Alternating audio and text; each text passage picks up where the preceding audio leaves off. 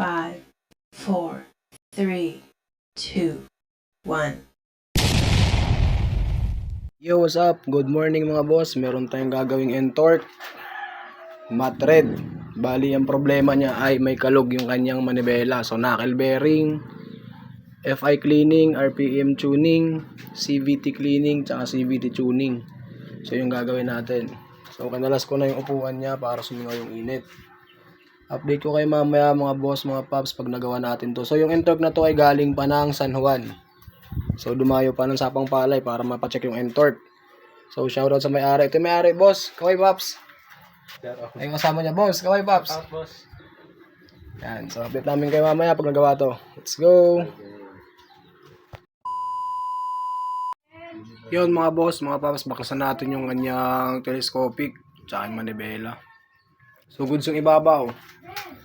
Tulad na ng video natin, goods yung ibabaw, walang tama. So, yung tama ay ang ilalim. Ito, punit. Yan, may punit siya.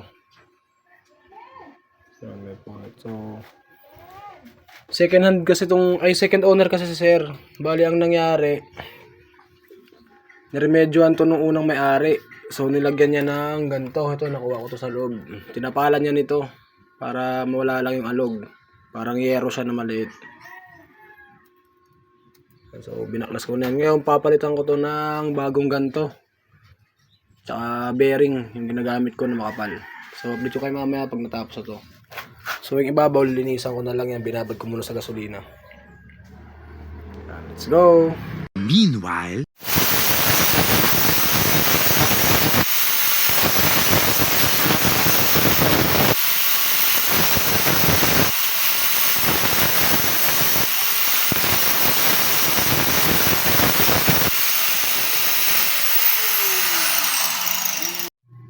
Yon mga boss, so andito na yung bearing na kakabit natin. Ito siya. So mas malaking bulitas. So ito yung sinasabi kong grinder pa para mag-fit sa ilalim. Yan. Okay na yan, nag-grinder ko na yan. Sasalpak ko na lang. Update ko kayo pag natapos to. Let's go! 1 hour later. Yo, what's up mga boss, mga paps? Tapos na natin gawin yung knuckle bearing. Nakabit na natin lahat. Ayan. So, wala na siyang alog. Okay na yan. So, sunod na gagawin natin, FI cleaning. Pagkatapos yan, CVT. So, update ko kayo mamaya pag natapos to. Let's go!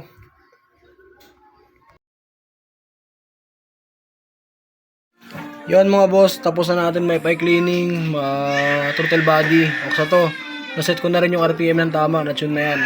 So, hindi ko na pinakita yung paggawa ko niya kanina kasi mag-CBT pa ako. Ngayon, CBT na ako. Binaklas ko na yung CBT niya. Yan, lilinisan ko airbox. Pati yung filter. CBT. So, sound check tayo sa bagong RPM.